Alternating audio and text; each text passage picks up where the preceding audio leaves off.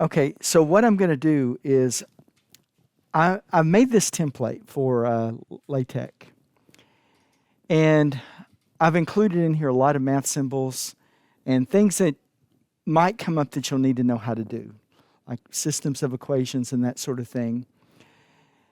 And what I want to do is go through and kind of highlight the things that you'll need to know. So I've got this template. Let me blow it up here so you can see. So what I've done is I've got, college algebra, just basic things that you might need to know how to do in college algebra. I've got down here trigonometry. I've got calculus, just various things. I've got an image. I want to show you how to include an image. I've got a box here. So just a lot of different things. Now, first of all, in this class, when you click on those assignments, they're all in LaTeX. And what they'll do is they'll take you to Overleaf, and you can see the file. You can't edit the file that I share with you through that link. What you'll need to do is you'll need to make a copy of that file. And before you can do that, you'll need to be logged into your Overleaf. So you'll need to have an Overleaf account, and you'll need to be logged in. Now, I've noticed that a lot of times, if you want to make a copy, when you do that, if you want to make a copy, you can just go click on this menu, and it says Copy Project. And when you click on Copy Project, it will give you that opportunity here. So you can write your name or whatever, and then you can start working. And you can work on your copy. Now, at the end, what you're going to do, at the end of your work, after you work on your copy, you'll go up here to Share, and probably turn on link sharing will be off. You'll turn on the link sharing and copy one of these two links. And in Canvas, you'll submit your assignment through this link. There's a place there where you can choose URL, and you just paste your link in there. And this way, you'll be able to keep all your work. It'll be there on Overleaf. But anyway, so I've got this thing that I typed up where I'm using various math symbols. Now let me minimize this, and I'm going to blow up the tech part, or the coding part. And I don't know how well you can see this, but you don't have to see it very well. And you can watch this video later. But you notice down here, I have all these use package. I got all these packages that are needed for the things that I'm going to do down here, like make boxes, make text boxes and that sort of thing, colored text, that sort of thing.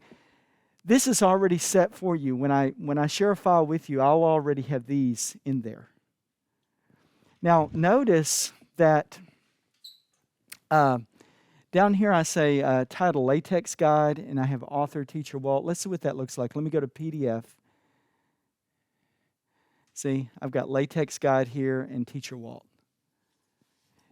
And of course, you can edit that when you're making a copy and getting ready to submit work. You can change the author to yourself. Change your name, right? Change the name there to yourself. Now notice, I put date, open and close braces because I didn't want the date to show up. If I didn't have that, it would automatically put the date. Okay?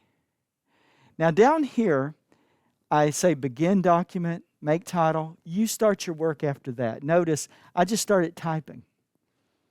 When we want to type mathematical expressions, see, I typed all that and it appears over here. You can compile it after you type over here and it just appears as you typed it.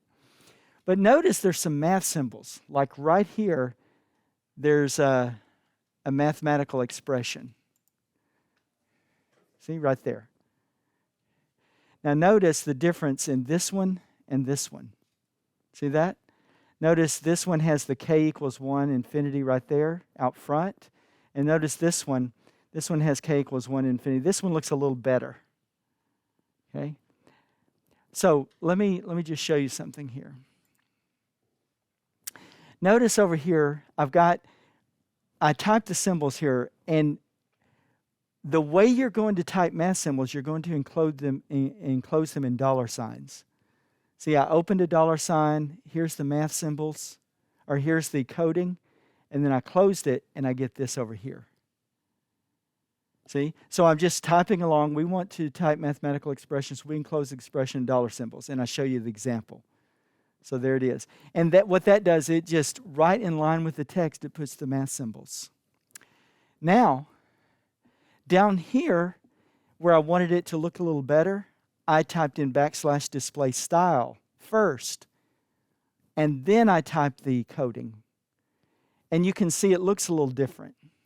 So that's how I got it to look a little different. That's what the display style was. In other words, sometimes that display style can make your document a little more beautiful. Okay. Okay, so here's the idea. When we're using LaTeX, a template like this will help you tremendously. Because you can just see, like where I say college algebra here, notice that corresponds over here where I just said section college algebra. Notice I have 1 exponents here, part A, part B, part C. Look what that corresponds to over here. I said begin questions, and then I \question, and that automatically will put number 1. Down here, I say begin parts, and then every time I do a \part, it's going to put A, B, C, and so forth. Now notice at the end, I say question exponents, and I have begin parts here. Notice down here, I have an end parts. So it ends all that A, B, C, D, and E, and then the next time I say begin parts, it starts over with the parts. Okay? So there's question 1 up there. Here's question 2 down here, systems of equations. And you can see that over here. So now, you're not going to have to know how to do all of this. What I'm trying to do is just show you basically how LaTeX works. When you have math symbols, you enclose it in dollar signs. And if you want to center your math symbols, you can do double dollar signs.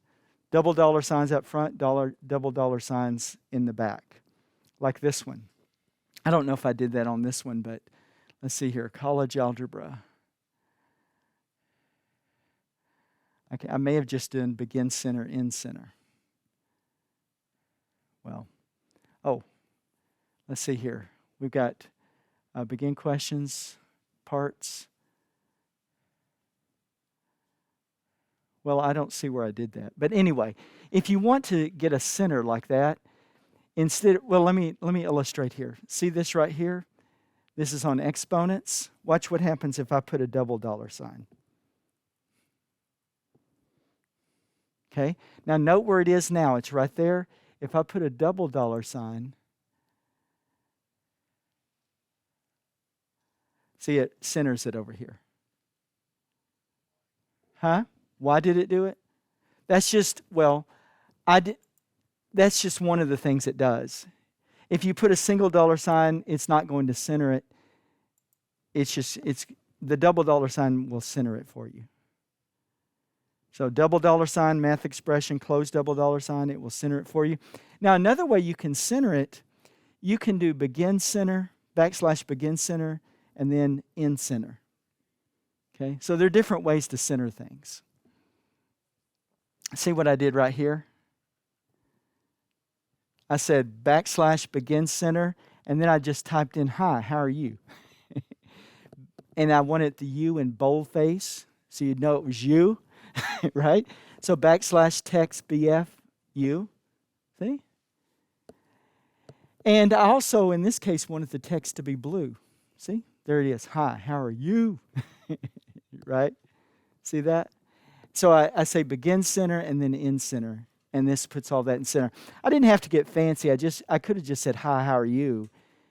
And not done this text color and everything. But I wanted you to see how you can change the text color. If I wanted it red, I could have put red in there instead of blue. Okay? I don't know about that one. Does everybody see that? I mean, I don't know if that color is available. But does everybody see how that goes? In other words, I don't want to say too much about this. Mainly you just get in there and start playing with it. And you remember, if I'm going to type math expressions, I enclose it in dollar signs. And then you have, for exponents, look, you can just see here how it's done, right? 2 little hat x plus 3, that's 2 to the x plus 3 power. Now I'll recompile it since I took away the double dollar sign. And there it is, okay? Okay. Oh, here's where I did the double dollar sign here. I was trying to find that a minute ago, right? There's the double dollar sign.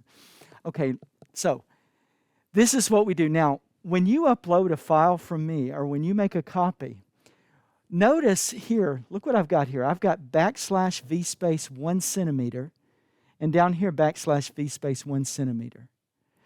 If this is your question, right here, if I say find the vertical asymptotes or whatever, horizontal asymptotes, what you would do is you could put your answer down here between these two vertical spaces. Because this is going to give you 1 centimeter and this will give you another centimeter, so you could put your answer between these two. Now, on the assignment that you're currently working on with polynomials, you've got this situation where you need to upload a graph. It asks you, the whole thing is sketch a graph of the polynomial. Okay, that's the whole thing. Now, down here at the end of this, notice that I have this little part right here where it says include graphics. See that part right there? Now, I want to go down here and look at this over here. That's that thing right there.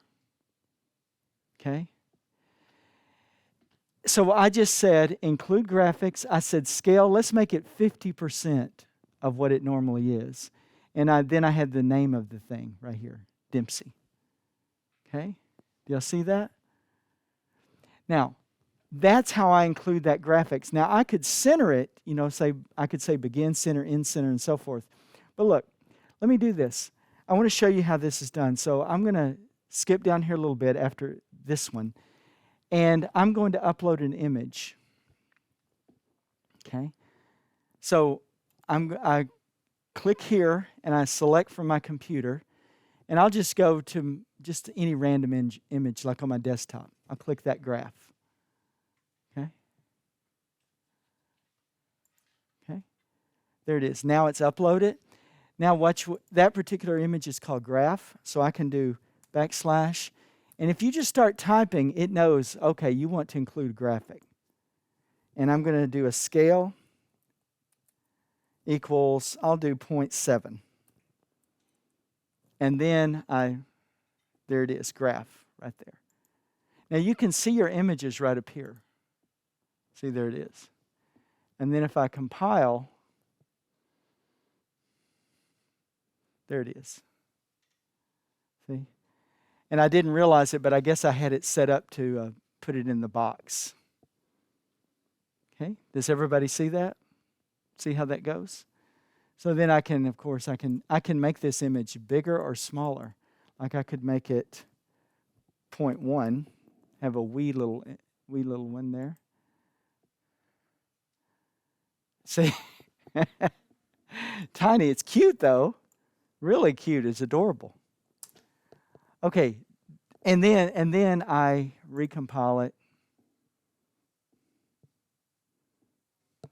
Okay. Any questions about that?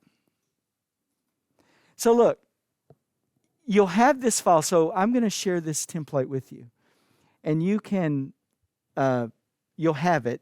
And then when you're going to use LaTeX, if there's something you need to know how to do, you can come in here and get a good idea about the coding. Now, if there's something not in here, you can Google it. You can say, there's a matrix in here, but you can say, how do I do matrices with a LaTeX? I have to do that all the time. Or how do I make italics? How do I have italicized text in LaTeX? And it will tell you what to do. Okay. Almost everything in this document I've had to Google, the summation, double summation, this integral here, all this stuff. Okay.